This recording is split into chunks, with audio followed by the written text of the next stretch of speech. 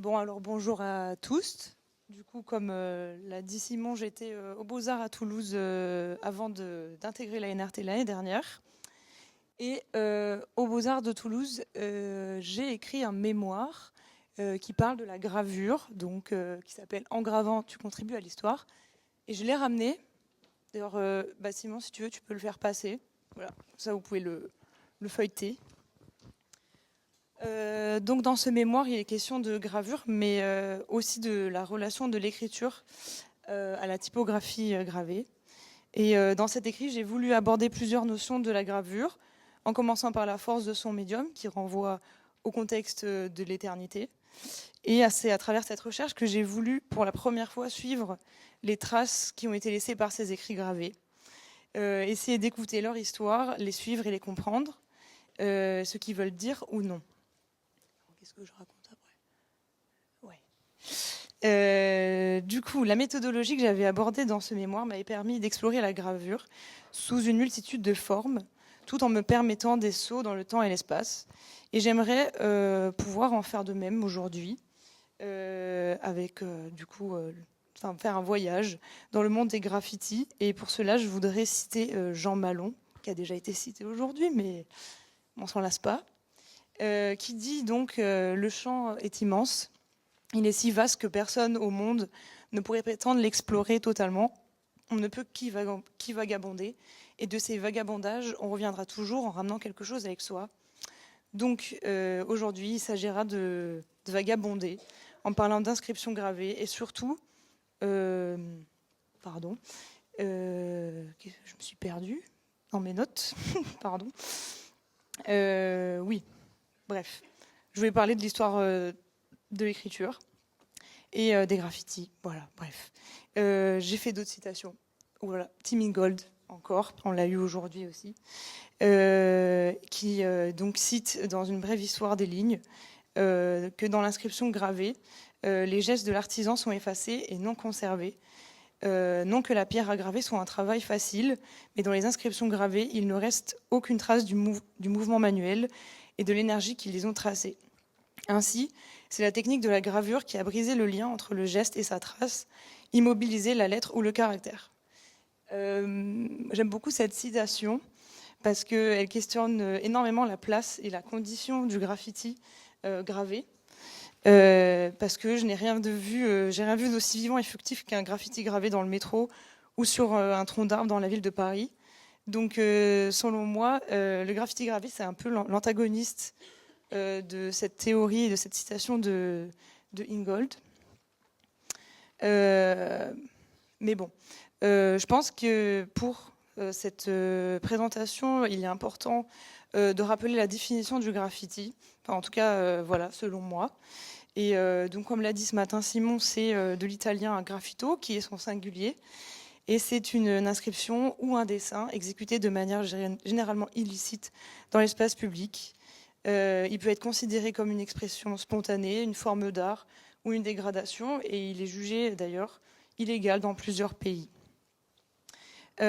Pourtant, c'est une forme d'expression qui date au moins depuis l'Antiquité, si ce n'est d'avant. L'être humain ne peut s'empêcher d'écrire, et comme le dit très bien Armando Petrucci, paléographe italien, tout ou presque peut devenir espace d'écriture. Il n'existe pas d'écriture sans espace à occuper, parcourir, diviser, ordonner ou décomposer. Faire signe ici et maintenant, donc, c'est un besoin très fort chez l'être humain d'écrire partout, avec ce qu'on peut ou n'importe quoi, mais surtout ne pas disparaître sans crier ou dire quelque chose. Du coup, avant de plonger dans le cœur de mon projet, donc les graphies de la cathédrale de Metz, que je fais à la NRT, je voudrais vous partager avant les choses que j'ai vues, qui m'ont emmené dans cet univers, qui m'ont tant touchée que intéressée. Et voilà, vous montrer. J'ai fait tomber un truc? Non, c'est bon. Alors, il y a donc écrire pour déclarer « je suis vivant, vivante ». Et la plupart du temps, écrire dans l'espace public est une signification de cette volonté, d'être vu, lu et su. Ce message en est d'autant plus fort lorsqu'il est gravé, de par le message que renvoie le médium gravure. donc ce message de pérennité. Marquer une surface de son empreinte, c'est s'approprier la paroi, la faire sienne. Il y a ici une réelle volonté de signifier le passage, de laisser une mémoire, aussi délibérée que le geste peut être.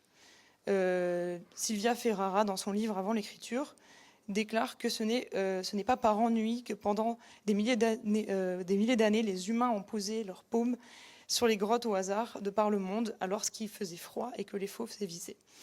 Du coup, j'ai pour exemple les gravures de la grotte des Combarelles qui ont été découvertes en 1905.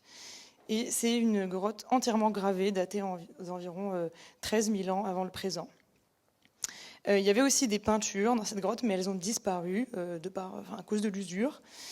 Et voilà, ce sont des marques qui sont évidemment pas considérées comme des graffitis, mais je trouve qu'il y a quelque chose d'intéressant et de fort dans l'acte de se dire qu'il y a des personnes qui aient pris tant de précautions à laisser leurs marques avec des pierres et voilà. J'aime aussi ce lieu parce que c'est une des seules grottes entièrement gravées en France. Mais bon, puisque je suis ici pour parler de graffiti, je vais vous montrer aussi des formes très anciennes. Ce sont donc des gravures aussi sur des parois, mais celles-ci sont à l'air libre et elles ont été trouvées dans la baie de Gramata en Albanie. Et donc cette baie est située dans les falaises de la presqu'île des monts Acrocénoriens, à l'ouest de Vlora. Et ces falaises ont conservé de nombreuses inscriptions à même la roche, datant entre le IIIe siècle avant Jésus-Christ jusqu'à nos jours. D'ailleurs, le nom de cette baie vient du grec lettre. Et on appelle également cet endroit la vallée des 1000 noms. Voilà. Et depuis 2005 ont lieu des expéditions où certaines inscriptions ont pu être relevées et étudiées. La plupart d'entre elles sont écrites en grec antique. Et elles étaient gravées par des marins qui étaient coincés dans les falaises. Alors voilà. Ce qui est intéressant dans cette baie, c'est qu'en fait, les personnes, elles n'avaient pas choisi d'être là. Elles étaient contraintes de rester bloquées parce qu'il y avait des tempêtes ou que sais-je. Et la plupart des gravures, en fait, s'adressent à des dieux pour protéger d'autres personnes que celles qui étaient bloquées. Donc, il y a quelque chose d'assez intéressant. Et parce que c'était comme des personnes emprisonnées. Et il y a aussi un paradoxe, c'est d'avoir des inscriptions qui véhiculent un message, une pensée, le désir de protection, tout en restant un message physiquement inaccessible, parce que cette baie, on ne pouvait pas y accéder autrement que par la mer. Donc c'était clairement visible par personne d'autre. Donc il y avait vraiment ce message en plus d'envoyer un message aux dieux, de dire « j'ai été ici ». Donc voilà. Pour faire une transition, je ne peux pas échapper à l'envie de vous parler de Fernando Oreste Nanetti, qui est une personne qui, elle, a été dans un hôpital carcéral. Donc elle était vraiment emprisonnée pour le coup. Et donc pour celles qui ne connaissent pas le nom de cette personne, c'est quelqu'un qui a été enfermé dans un hôpital psychiatrique carcéral à Volterra en Italie. Et pendant 9 ans de sa vie, il a gravé les murs de la cour de l'hôpital dans lequel il était enfermé. Ici, l'inaccessibilité de l'inscription se trouve dans l'impossibilité de la traduire, parce que Nanetti avait inventé son propre système d'écriture. Donc le texte est totalement opaque. Et on se retrouve simplement face à la force et la beauté de ses formes. Et voilà, il a gravé ce mur avec l'ardillon d'une boucle de ceinture. Et on peut dire que finalement, ce mur était une sorte d'exutoire pour ne pas sombrer dans la folie. Et c'était une histoire qui se racontait à lui-même, une sorte de signature pour ne pas tomber dans l'oubli. Et finalement, cette relation à la signature de soi et à l'outil, on la retrouve également très fréquemment dans les graffitis urbains, notamment ceux gravés dans les métros. Voilà. C'est des écrits furtifs et discrets, bien qu'en fait, ils soient présents partout. Donc voilà, ce sont des prises de vue que j'ai faites à Paris. Mais moi, j'ai plutôt travaillé sur ceux qui étaient à Toulouse. Et donc l'année dernière, non, il y a 2 ans, j'ai décidé de travailler sur ces graffitis et potentiellement d'en créer un caractère typographique. Ce qui a été un défi parce qu'il y a énormément de questions sur comment on peut créer une forme typographique avec des graffitis en fait qui bougent constamment, qui ne serait-ce que par leur forme, ne serait-ce que par le fait qu'ils soient sujets à l'usure. Donc je suis allée dans plein de directions différentes. Évidemment, j'ai fait l'erreur de travailler comme si c'était un revival typographique, mais en réalité, ce n'était pas possible. Donc j'ai eu l'idée avec Olivier Huse, enseignant à l'ISDAT, de créer un programme informatique qui pourrait dessiner ces lettres. Et du coup, le caractère typographique serait ce programme. Donc ça a été un enjeu assez compliqué, mais c'était très intéressant parce que je n'ai, contrairement aux personnes qui ont présenté ce matin, aucune connaissance dans le milieu du code, donc j'ai un peu appris sur le terrain. Mais c'était très intéressant. Donc, juste pour expliquer techniquement, le but c'était de reproduire donc sur ce programme informatique les lettres et c'était de les reproduire de manière aléatoire et d'avoir quelque chose de toujours différent. Donc, je vais vous montrer les plusieurs étapes parce qu'en réalité, là, on voit pas tant, mais il y avait beaucoup de problèmes techniques. Donc, en réalité, la lettre est dessinée, par exemple, la lettre A est dessinée avec 6 points, et on vient ajouter des fonctions JavaScript qui vont démultiplier les points, et après d'autres fonctions qui viennent dessiner le trait. Donc, ça a été dur de mettre l'essence des tracés correctement, parce que voilà, dans le stage 2, on a vraiment quelque chose qui fait un peu n'importe quoi.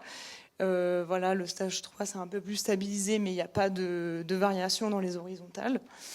Et pareil pour celui-ci. Puis à la fin, on est arrivé à ce résultat qui était très convaincant. Donc en gros, le caractère typographique se présente sous une page web comme celle-ci, où on a la possibilité d'écrire le mot qu'on souhaite.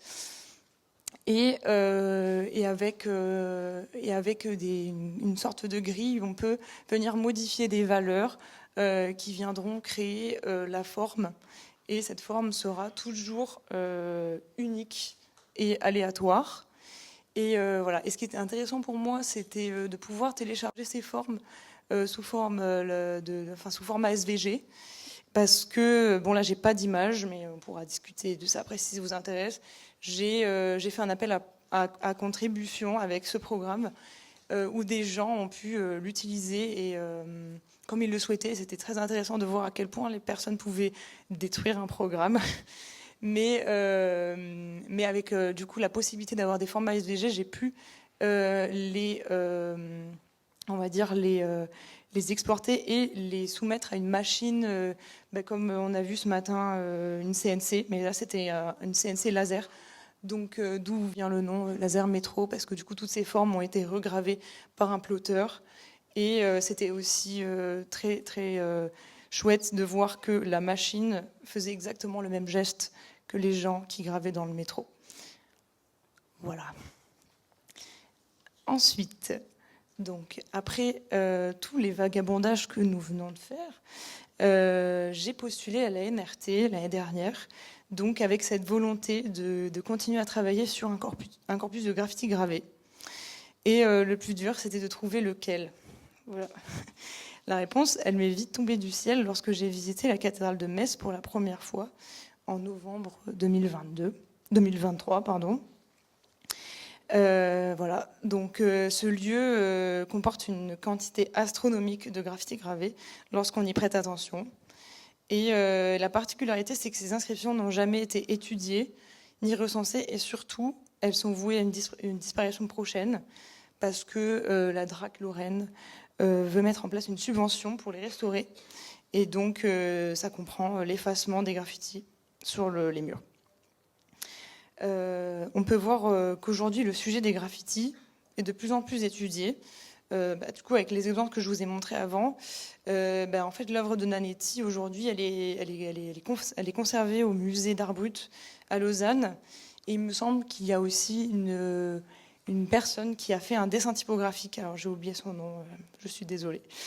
Et puis, le cas de Gramata, qui a aussi fait l'objet de plusieurs expéditions par des paléographes. Donc, les graffitis sont de plus en plus étudiés dans un contexte historique, bien que ce ne soit pas le cas partout, parce qu'il y a un facteur unique et très important qui vient influer sur si le sujet vaut l'implication d'une étude approfondie ou non, et c'est le facteur temps. Voilà, il en a toujours été ainsi. Du moins en général, le temps amène de la valeur, et à Metz, tous les graffitis ne sont pas très vieux, bien qu'il soient très vieux. Voilà. Et oui, qu'est-ce que je voulais rajouter? Je voulais rajouter, oui, que en fait, bon, là, on voit donc en bas qu'il y a un graffiti, il y a écrit 1730, mais il y a des graffitis qui datent du 16e. Et en fait, oui, juste pour appuyer sur le fait que le temps amène la valeur. Moi, quand je travaillais à Metz et qu'il y avait des gens qui venaient me demander ce que je faisais, je leur disais que je travaillais sur des graffitis. Et la plupart d'entre eux étaient là, ah, non, mais c'est quoi des graffitis? Personne ne respecte les murs, c'est n'importe quoi. Puis je leur disais, mais c'est des graffitis qui datent du 16e. Et de suite, les gens faisaient, ah ouais, voilà, c'est intéressant. Donc, voilà. Mais dans mon projet, il n'est pas question de travailler que sur des inscriptions médiévales, en fait. Voilà, dans mon projet, le but, c'est de revaloriser la dimension patrimoniale de ces graffitis, comprenant même les graffitis qui datent du 21e, donc de notre période. Et du coup, le plus grand enjeu, c'est comment, graphiquement et surtout typographiquement, peut-on sensibiliser le public à ces formes, voilà, à cette histoire et ces traces d'inconnus qui criblent les murs de ce bâtiment.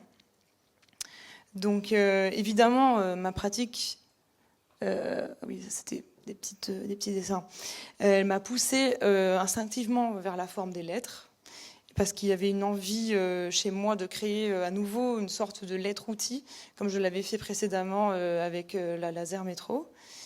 Et donc, méthodologiquement, je me suis prise, comme pour faire un revival typographique, et j'ai encore fait la même erreur. Mais bon, c'est pas très grave. Donc, je suis allée à la cathédrale, j'ai fait beaucoup d'expéditions, j'ai fait des relevés, donc là... relevé d'un graffiti avec dessin au crayon, dessin au calque. Voilà. Ensuite, un estampage, une digitalisation vectorielle.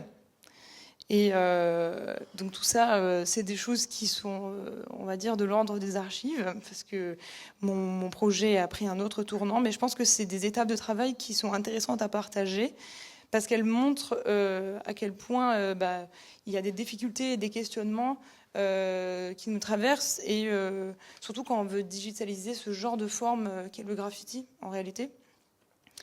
Et puis avant tout, il y avait derrière tout ça l'idée de partager cette histoire et le ressenti que j'ai vécu en visitant la cathédrale, et surtout que je l'ai visité par ces graffitis. Donc de voir tous ces noms, imaginer toutes ces vies, voilà. Donc il y avait aussi cette volonté de mêler ça au contemporain, donc c'est pour ça que j'ai fait des expérimentations typographiques. Donc voilà, j'ai fait une sorte de digitalisation et de normalisation de cette forme.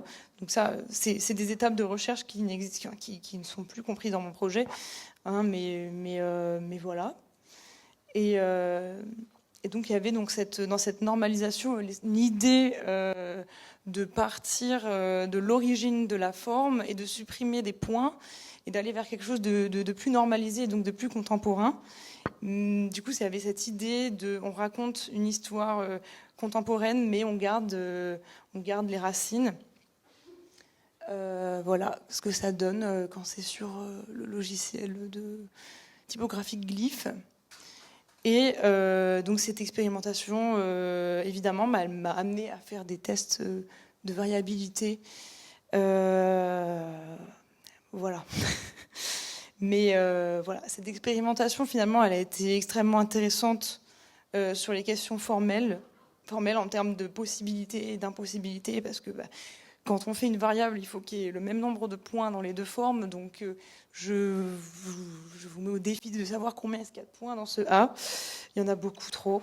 Et mais bon, ça m'a fait aussi comprendre que j'étais un peu en train de me perdre dans mon histoire, surtout dans mon histoire première, qui est donc de revaloriser cette dimension patrimoniale du graffiti. Et c'est vraiment ce que je veux garder. Je veux que ce soit l'idée qui porte mon projet. Et mais donc voilà. Donc ça, c'est des choses qui malheureusement n'existent plus, mais j'ai avancé. Et donc aujourd'hui, la question, c'est comment se projeter et comment on raconte une histoire à propos de personnes, parce que finalement, quand on voit tous ces graffitis à Metz, on ne connaît pas l'identité de ces gens, et on ne la connaîtra sans doute jamais, et puis on ne connaîtra surtout pas leur histoire. Et puis on ne saura pas pourquoi ces personnes ont décidé d'écrire. Et c'est une chose très difficile en réalité d'être confronté à cette question de pourquoi, et surtout de ne pas avoir cette réponse à cette question. Pourquoi les gens ont écrit. Et donc je me permets de citer à nouveau Sylvia Ferrara. J'ai aussi amené son livre, donc si tu pourras le faire passer, tu peux faire passer les deux livres parce qu'il y a aussi Petrucci. Voilà, c'est des livres théoriques, mais c'est intéressant si vous voulez. Vous pouvez prendre des photos. Et donc Sylvia Ferrara, dans son livre Avant l'écriture, elle explique finalement que c'est pas important de connaître à tout prix cette réponse à pourquoi ou encore à qui. L'histoire, en fait, elle peut toujours être racontée, puisque devant nous, il y a les formes, il y a les traces. Et l'histoire, elle peut être racontée par le biais de l'architecture du lieu, de l'espace où se trouve le graffiti. L'important, en réalité, c'est juste de montrer que ça existe ici et maintenant. Et je pense que c'est comme ça qu'il va être possible de réévaluer cette dimension patrimoniale du graffiti, c'est en sensibilisant avec cette histoire. Donc aujourd'hui, j'ai recentré ma recherche sur un corpus qui est aussi plus à mon échelle, de petites typographes qui travaillent seuls, et surtout avec une méthodologie très différente. Voilà, j'ai choisi de travailler avec ce qu'appellent surtout les paléographes, un palimpseste stratigraphique. Donc là, vous avez un très bel exemple à Metz. Et du coup, contrairement à ce qu'on peut penser d'un palimpseste sur papier manuscrit, ici, ce sont des couches d'inscription sur plusieurs différentes couches de pierre superposées entre elles. Et c'est ça qui fait la différence avec le manuscrit, c'est qu'en fait, les formes, elles ne sont pas effacées, elles s'accumulent au lieu de disparaître. Et c'est une des particularités à Metz, et d'ailleurs c'est ce qui fait la beauté des graffitis de Metz, c'est que la plupart des graffitis, quand ils se retrouvent sous une forme où ils sont nombreux, et en fait ils sont sous la forme d'un palimpseste stratigraphique. Et c'est une des raisons pour lesquelles j'ai finalement recentré ma recherche sur eux, parce que ça définissait bien Metz. Et puis ce qu'il y a d'intéressant dans un palimpseste stratigraphique, c'est que c'est quelque chose d'assez intense à regarder. Quand on passe du temps, il y a énormément de détails qui sont cachés. On peut découvrir quelque chose de nouveau à chaque fois, une nouvelle forme de gravure. Et dans un second temps, ce sont aussi des objets qui peuvent paraître très inaccessibles par leur densité. Et on peut perdre le sens de ce qu'on est en train de lire parce qu'on est en train de voir en même temps plusieurs voix parler, plusieurs langues, plusieurs messages, plusieurs formes. Et donc je me suis dit qu'il serait intéressant de les étudier, de les dessiner, de les décomposer pour comprendre ces formes, ces années et les écritures. Et pour cela, je me suis inspirée de la méthodologie de travail que Clément Dussart a réalisée et qui m'a montré lorsqu'il était en train de travailler sur la basilique de la Nativité à Bethléem. Voilà, il a travaillé sur les graffitis de cette basilique. Il me manque une... Non. J'ai loupé beaucoup d'images, je crois. Non, c'est celle-là. Et donc cette méthodologie, elle lui permettait de séparer par la langue. Ça lui permettait de séparer par langue et année les inscriptions d'un palimpseste stratigraphique. Donc là, on voit, c'est très petit, mais en gros, il a numérisé toutes les formes et il les a classifiées par année, par ce qu'on appelle une généalogie stratigraphique. Donc les couches les plus vieilles sont en bas jusqu'en haut, et avec les langues. Donc là, il y a du grec, de l'arabe et du latin, je crois. Donc du coup, j'ai fait la même chose. J'ai découpé mon palimpseste stratigraphique. D'abord, je l'ai dessiné au calque, et puis ensuite, je l'ai vectorisé sur Illustrator, et j'ai décidé de faire la même chose, de les découper. Voilà, il me reste encore de faire ce travail de généalogie stratigraphique, parce que c'est très compliqué. Moi, je ne suis pas paléographe, donc ça me demande beaucoup plus de temps et de travail. Et voilà. Mais cette méthodologie, elle est intéressante parce qu'elle fait parler l'inscription. On s'approche réellement de la forme. Et ce découpage permet clairement et précisément de voir les formes qui se trouvent sous nos yeux. Parce que c'est vrai que quand j'ai commencé à découper et à dessiner de manière très précise, j'ai vu énormément de choses que je n'avais pas vues lorsque j'étais sur place, que je n'avais pas vues lorsque j'ai imprimé la photo. Donc c'est presque nécessaire de travailler comme ça. Donc voilà, c'est pour ça que j'ai choisi cette méthode de travailler. Et puis je pense aussi que dans ce genre de projet, finalement, il est important pour moi de garder à l'esprit qu'il y a une petite partie scientifique, et que peut-être ce travail de découpage, il me permettrait de classifier ces graffitis, de les recenser parce qu'ils ne sont pas recensés, donc peut-être les mettre dans une base de données ou autre part, mais en tout cas de les conserver d'une certaine manière. Voilà. En ce qui concerne un dessin typographique, j'ai pensé pendant très longtemps que finalement ce projet il était totalement incompatible avec le type design pour de nombreuses raisons. Parce que figer une forme qui à la base est toujours en mouvement, qui est furtive, qui peut s'effacer à tout instant, qui évolue, qui a jamais la même forme, ça n'a pas vraiment de sens de figer ces formes-là.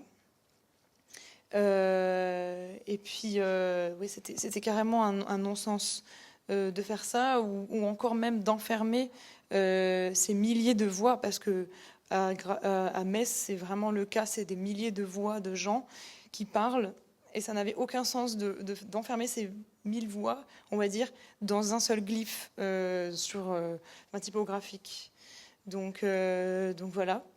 Mais au cours de mes questionnements, j'ai réalisé quelque chose, c'est que les formes avec lesquelles je travaillais, il y avait une partie qui ne changeait jamais, et c'est la contrainte de l'outil sur la matière. Voilà, peu importe l'outil, le squelette de la lettre serait toujours induit par celui-ci, la pierre et le geste. Donc à titre d'expérimentation, j'ai essayé de dessiner en m'occupant que du squelette de la lettre et non par son contour comme je l'avais fait auparavant. Et j'ai aussi décidé de travailler avec qu'une seule famille de graffitis, c'est-à-dire localisés au même endroit et qui ont été dessinés par la même personne. Donc pour le moment, ça reste toujours un outil plutôt qu'une typographie à part entière. Mais je pense qu'il y a une piste qui peut être intéressante à creuser, sans mauvais jeu de mots. Voilà, donc ça c'est les premières lettres que j'ai dessinées, et le graffiti en question c'est celui-ci. Donc dans le futur, il y a une idée de potentiellement dessiner toutes les variations d'une lettre qu'on peut avoir, de les intégrer dans le logiciel. Et en fait, sur Glyph, on peut ajouter très facilement un aléatoire qui génère les lettres de manière aléatoire, et donc peut-être qu'il peut y avoir quelque chose à faire avec ça. Et voilà. Voilà, c'est là où j'en suis aujourd'hui avec ma recherche. Voilà, j'aimerais créer pour les personnes qui visitent la cathédrale de Metz un voyage qui est lié au graffiti, que ces personnes puissent visiter l'espace patrimonial différemment et faire en sorte que le public puisse avoir une autre vision sur ces murs, parce que la plupart du temps, les gens détestent les murs de Metz et ils sont très en colère. Il y a beaucoup de personnes qui ne veulent plus visiter Metz parce qu'ils savent qu'il y a des graffitis partout.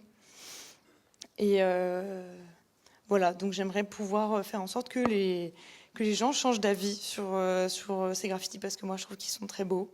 Et je voudrais terminer cette présentation avec une citation de Jérémy Moreau qui me tient à cœur, parce que je trouve qu'elle résonne très bien avec les graffitis et le fait de laisser sa marque. Hop. Et il dit, c'est une conversation entre deux personnes, dont la première dit « Je suis les traces ». On ne peut exister sans laisser de traces, et c'est une règle absolue. Tout le monde marque son passage. Et l'autre personne pose la question « Et jusqu'où on peut remonter les traces ?» Et cette dernière répond « Jusqu'à la naissance du monde ». Voilà.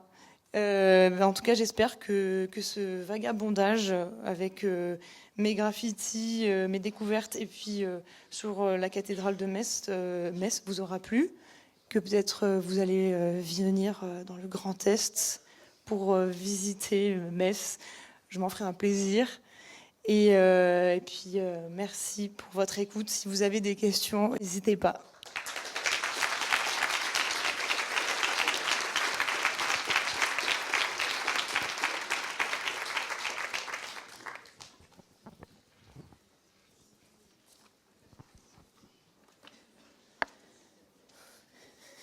J'ai parlé trop vite. Bonjour. C'est un peu bizarre de parler dans un micro. Merci pour la présentation. J'avais juste une question concernant le premier projet, ton projet de diplôme de Toulouse. Comment vous avez conçu le programme pour générer les formes des lettres ACAB? Tu veux dire comment sur quoi je l'ai codé? Ouais. Je l'ai codé sur Brackets, en HTML et en JavaScript globalement. Et j'ai utilisé la bibliothèque jQuery. C'est vraiment que des fonctions JavaScript. Okay. Et une base d'HTML et de CSS pour faire des trucs jolis. Ok, merci. Voilà. Mais je peux partager, oui, j'ai oublié de dire ça. Mais si vous êtes intéressé, je peux partager ce programme en fait. Je voulais le faire, mais j'ai oublié. Donc si jamais à la fin de la journée vous voulez bidouiller, faire des choses, c'est carrément possible et ça me ferait plaisir en plus. Voilà.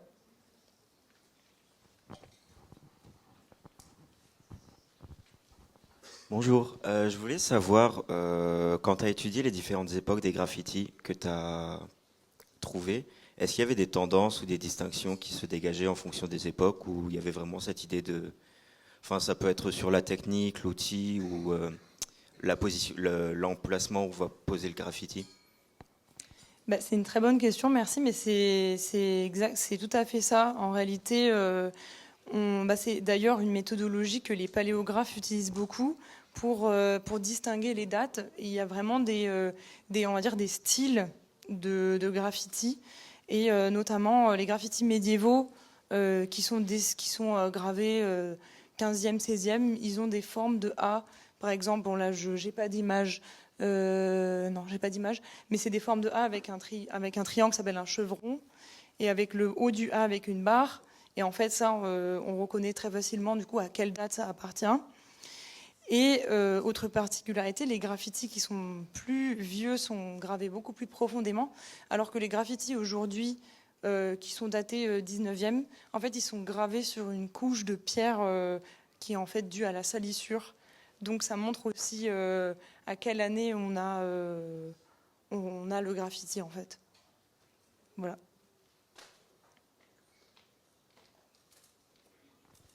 Est-ce qu'il y a d'autres questions?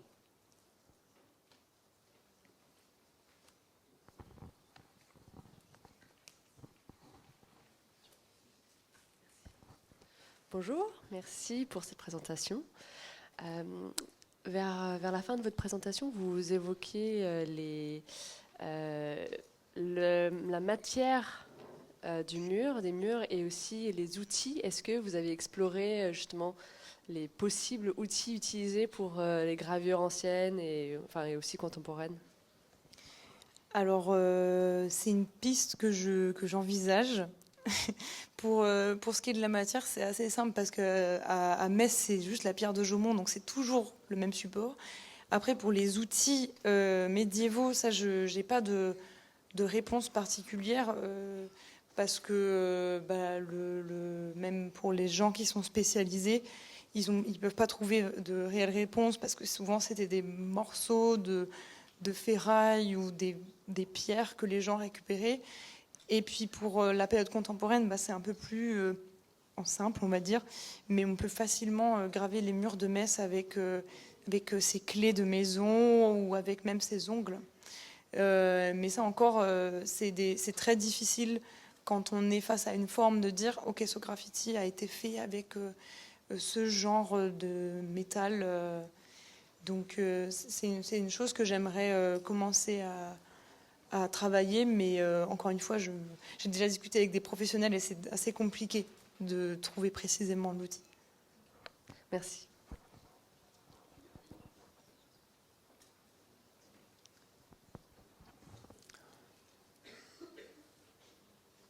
Alors, moi, j'en profite. J'avais une question. Oui. Est-ce que, alors j'en ai deux même, je ne sais pas si elles sont compatibles l'une l'autre, mais je mets les deux, puis on verra. Est-ce que tu as essayé de graver aussi sur les murs, pour forcément, pour voir la sensation, même si ça pouvait trouver des astuces par rapport à la question, tu parlais de revival, tu vois, de comment aborder cette question-là. Et là, c'est plus des questions un peu paléo, c'est-à-dire, est-ce que tu as essayé de comparer avec de l'écriture courante, en fonction des époques? Est-ce que tu peux avoir des archives d'ailleurs de ça, pour voir les modèles?